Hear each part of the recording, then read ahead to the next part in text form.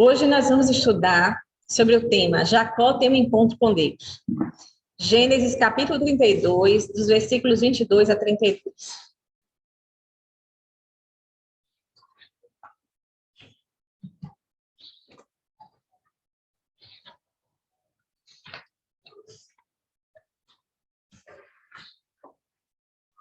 Levantou-se naquela mesma noite, tomou suas duas mulheres, suas duas servas e seus 11 filhos, e transpôs o val de Jaboque. Tomou-os e fê-los passar o ribeiro. Fez passar tudo que lhe pertencia, ficando ele só.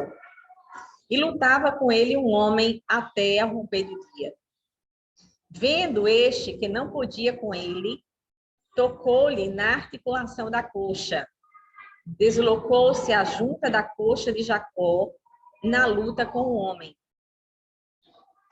Disse este: deixa-me ir, pois já rompeu o dia. Respondeu Jacó: não te deixarei ir se me não abençoares. Perguntou-lhe, pois, como te chamas? Ele respondeu: Jacó. Então disse: já não te chamarás Jacó, e sim Israel, pois como príncipe lutaste com Deus e com os homens e prevaleceste. Tornou Jacó: dize, rogo-te, como te chamas? Respondeu ele: por que perguntas pelo meu nome? E o abençoou ali. Aquele lugar chamou Jacó Peniel, pois disse: vi a Deus face a face, e a minha vida foi salva. Nasceu-lhe o sol quando ele atravessava Peniel e manquejava de uma puxa. Por isso, os filhos de Israel não comem até hoje o nervo do quadril na articulação da coxa, porque o homem tocou a articulação da coxa de Jacó no nervo do quadril. Irmãos amados, temos estudado agora sobre a vida de Jacó. Jacó foi um dos patriarcas do povo de Deus. Então, nós temos primeiro Abraão, depois o filho dele, Isaac, e depois Jacó. Dá continuidade ao povo, né, da aliança. Deus fez uma aliança com Abraão, depois ele renova sua aliança com Isaac e agora com Jacó. E nós vimos um pouquinho sobre a vida desse homem aqui, e vimos que ela não começou muito bem, né? Ele teve uma marca muito negativa na sua história, quando engana o seu pai, Isaac, rouba, de certa forma, né, o seu irmão o direito de primogenitura, e por causa disso ele tem que sair da casa do pai, sair do meio da sua família, porque senão o irmão dele iria matá-lo. Esaú, que tinha o direito de ser o primogênito, de liderar a família patriarcal a partir de Isaac, porque Esaú nasceu primeiro, eles eram gêmeos, mas no parto Esaú nasce primeiro, depois Jacó, então ele era o primogênito. Ele tinha direito de herdar a melhor parte da herança e de liderar agora a família patriarcal. Que as famílias eram famílias grandes, numerosas. Não eram famílias como as nossas hoje, pequenininhas, 2, 3 pessoas, não. O patriarca, o chefe da família, liderava os filhos, os netos, os bisnetos, era um clã, eram várias famílias juntas. Era assim. Então, o direito de liderar essa família era de Esaú, mas agora o direito passa para as mãos de Jacó, por quê? Porque Esaú, ele vende o seu direito por um prato de comida ao seu irmão. Mas tudo isso numa situação de muito engano, né? A gente lembra da história, a mãe ajuda a enganar o pai, aquela coisa para receber a bênção de Isaac, enfim. Essa marca negativa ficou na vida desse homem Jacó. Então, ele sai da casa do pai para não ser morto pelo seu irmão e vai para uma terra distante. E essa terra era justamente onde morava a família da mãe dele, de Rebeca. E ele vai, e lá ele casa. E ele casa com 2 mulheres, 2 irmãs. Quem lembra das irmãs? O nome que a gente estudou na semana passada? Muito bem, Lia e Raquel. E ele tem vários filhos, né? Lá na terra, naquela terra. Inclusive, ele tem filhos até das escravas delas, né? Que elas queriam ter muitos filhos e davam as escravas para que também, a partir delas, Jacó também tivesse mais filhos, elas tivessem mais filhos. Então, total de filhos? Total de filhos? 12 e uma filha, não foi? E uma filha, que não era nem contada, as mulheres não eram contadas naquela época, só os homens. Então, vamos pensar nos 12 homens. Chega o momento da volta. Deus tinha dito para ele, eu vou te abençoar, eu vou te guardar, eu vou fazer você prosperar. E tudo isso Deus cumpriu. E agora Deus dá uma orientação para Jacó. Jacó, volta para a terra do seu pai. Orientação clara de Deus.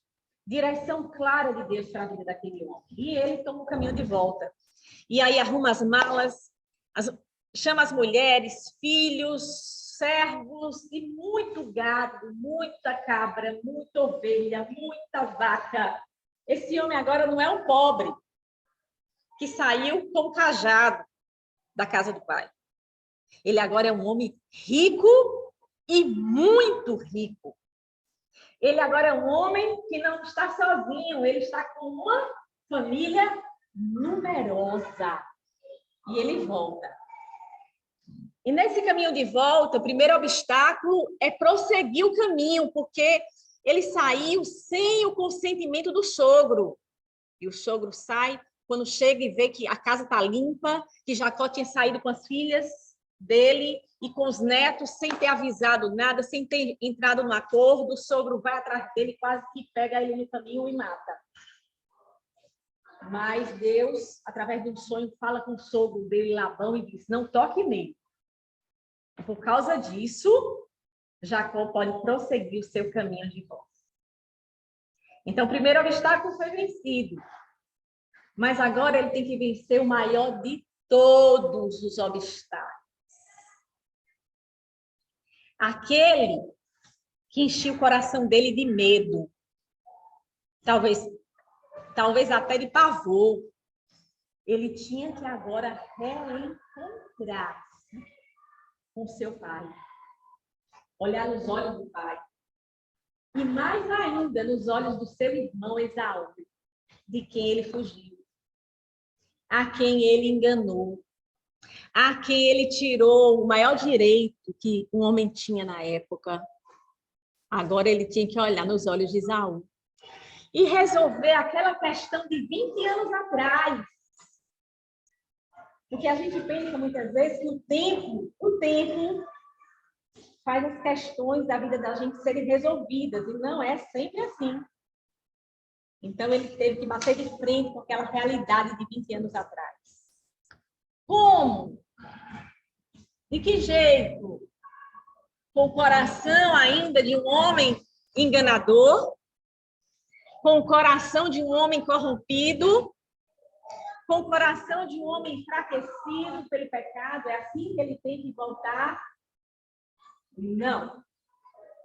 Ele tem que passar agora por uma nova e mais importante experiência da sua vida.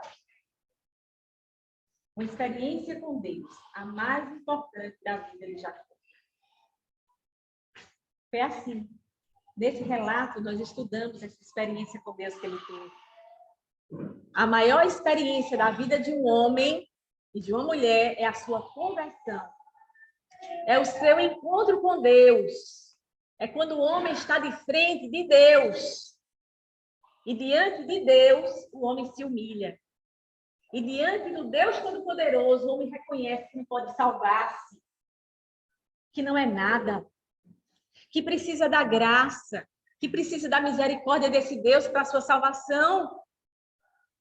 É quando isso acontece que o processo da conversão da volta do ser humano que está andando no seu próprio caminho, se volta para Deus. Isso que é conversão, está na direção errada e se volta para Deus. Conversão a Deus. É aí sim que acontece o fato mais importante, aquilo que é mais importante na nossa vida. E isso teve que acontecer com Jacó. E acontece de uma forma interessante. O texto diz que tinha um ribeiro passando por aquele caminho de volta e ele transporta as mulheres, os filhos e tudo que ele tinha de um lado para outro e fica desse lado cá. O nome desse ribeiro aqui no texto é Val de Jaboque. Um ribeiro que eles têm que passar. E aí Jacó está sozinho nessa situação, porque ele já tinha passado a família toda, transportado de um lado para outro, ribeirinho, aquela água, aquele córrego, riacho, que a gente chama aqui, riacho. E ele está sozinho. E de repente, irmãos, aparece um homem na cena, e esse homem começa a lutar com Jacó. Lutar mesmo, fisicamente. Luta. De onde veio o homem? Quem era ele? Começa a lutar com Jacó, começa a lutar com Jacó. E aí, irmãos, nós lemos no texto, para eu não me perder aqui, eu vou voltar para os versículos. O texto diz que aquele homem começa a lutar com Jacó. O texto não diz que foi uma iniciativa de Jacó lutar com o homem. Foi iniciativa do homem lutar com Jacó. Deus, ele luta com Jacó para fazer Jacó se voltar para ele. Aquele homem, o texto diz que é a presença de Deus ali. A gente, provavelmente, vários textos da Bíblia falam que os anjos se referindo a Deus. A Bíblia diz que Jacó lutou com Deus. É possível que um anjo toma a forma de homem para representar Deus ali. Nós, lendo outras referências de Gênesis, nós não estudamos aqui, mas eu tenho certeza que os irmãos viram em suas casas, quando Abraão ele é visitado por anjos. Só que não na forma de anjo, mas na forma de homens. Vocês lembram? Vocês chegaram a ler esse texto, essa referência? Leiam. Quem está lendo Gênesis do capítulo 1 de forma sequencial, certamente já encontrou esse texto, já leu. Quando os anjos visitam Abraão para dizer que ele ia ter um filho. Eles não chegam na forma de anjos. Esses anjos chegam na forma de homens. É tanto que Abraão prepara para eles uma comida, lembram? Lembram disso? Então, aqui Deus está lutando com Jacó fisicamente. E Jacó insiste, resiste nessa luta, irmãos. Resiste nessa luta. No versículo 24, versículo B, e 25, versículo 24 e 25, diz assim: ficando ele só, e lutava com ele um homem até ao romper do dia.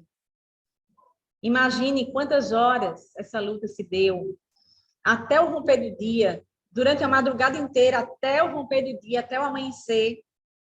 Vendo este que não podia com ele, tocou-lhe na articulação da coxa.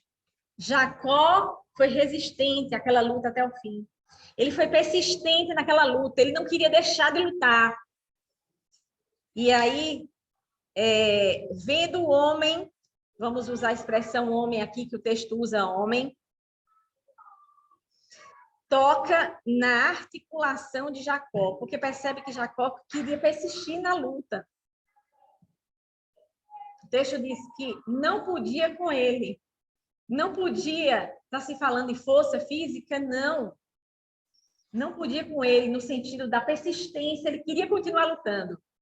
E aí, o homem toca na articulação da coxa de Jacó, desloca a junta da coxa de Jacó.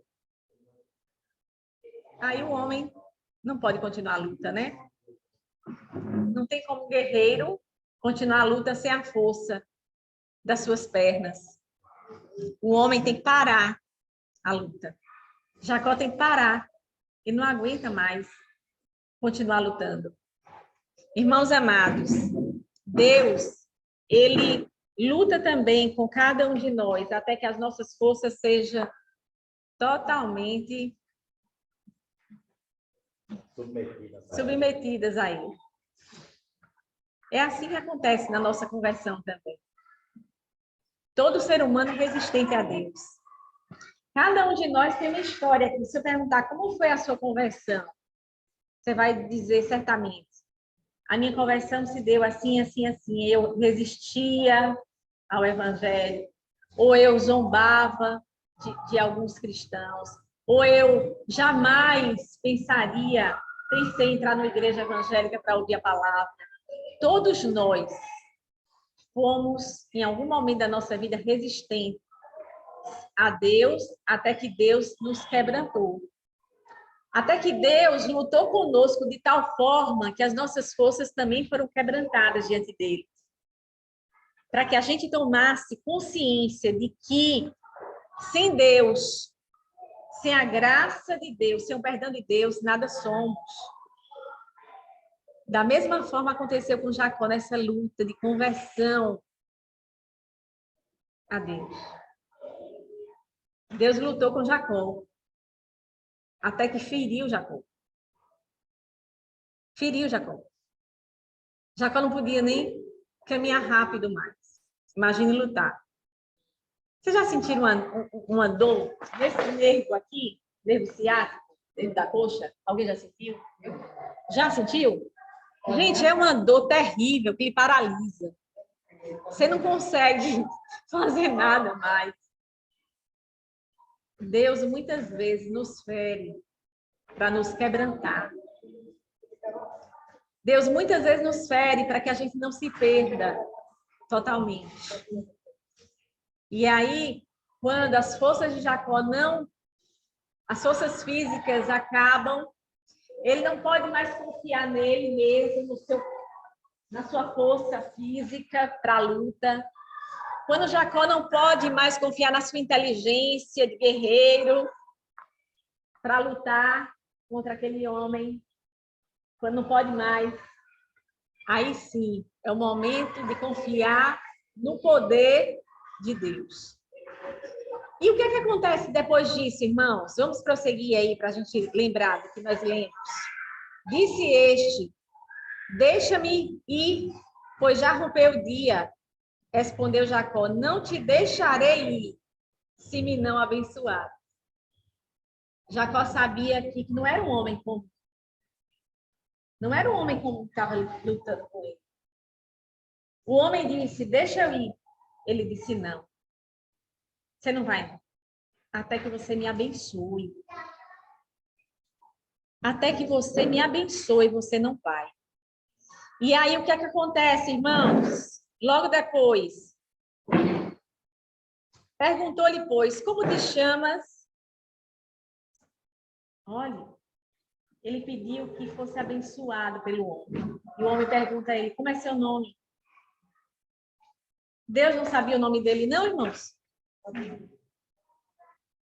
Por que Deus pergunta para ele, naquele momento, como é que é o seu nome? Aí ele responde: Jacó. Jacó significava suplantador, um homem enganador. No nome de Jacó carregava o seu próprio pecado, aquilo que martelava sua consciência, aquilo que lhe trazia medo. Ele enganou seu irmão. Ele enganou seu pai. E o nome dele significava, dava a entender exatamente isso, Jacó. Enganador.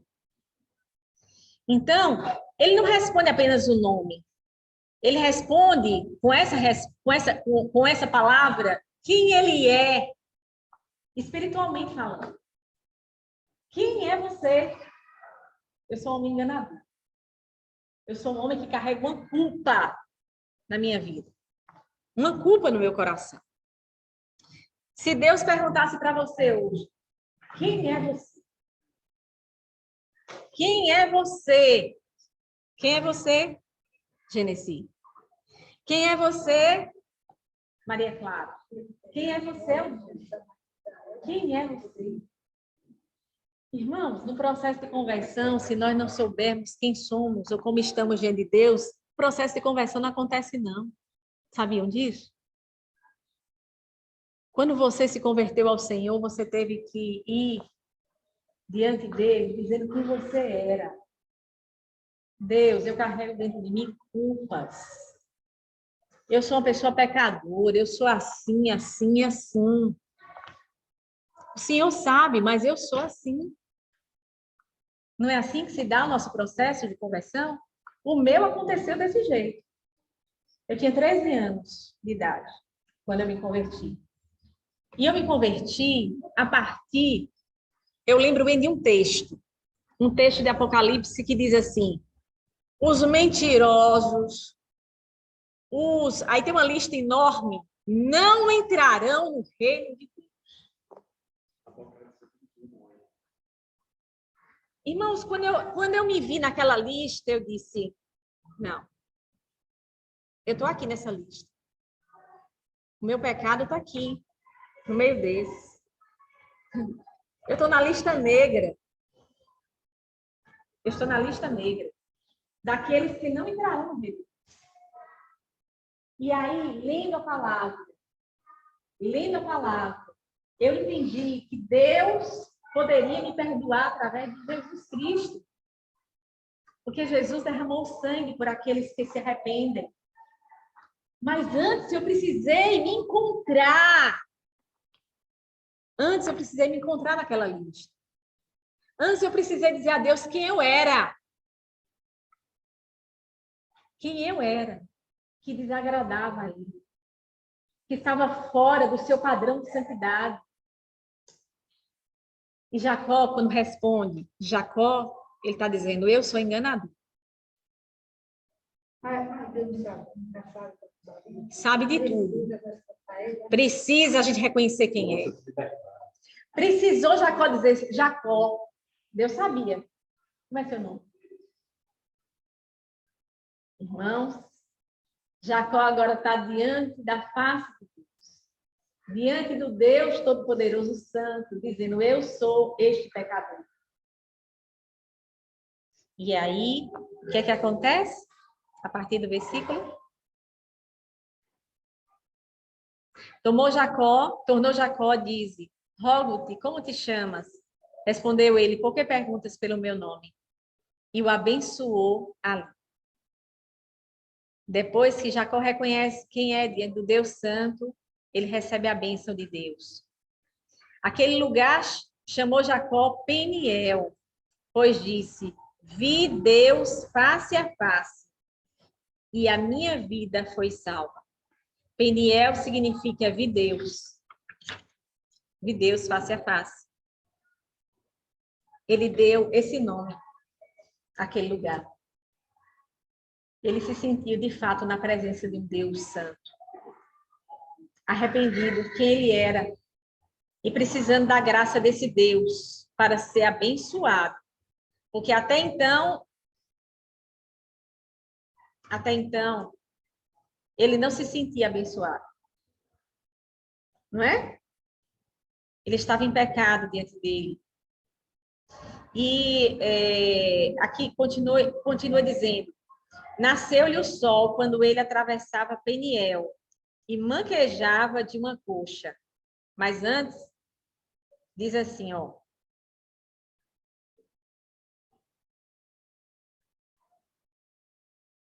No versículo 27, depois que ele responde, Jacó Deus diz para ele: já não te chamará Jacó, e sim Israel, pois como príncipe lutaste com Deus e com os homens e prevaleceste. Agora, depois da conversão dele, o nome dele muda. Ele não carrega mais no nome o sentido de engano, falcatrua, suplantador. Agora o nome dele é um novo nome, Israel. Aquele que luta com Deus, guerreiro de Deus. É isso que significa Israel. Que coisa linda, né? Que coisa linda. Ele carrega no nome dele o nome de Deus.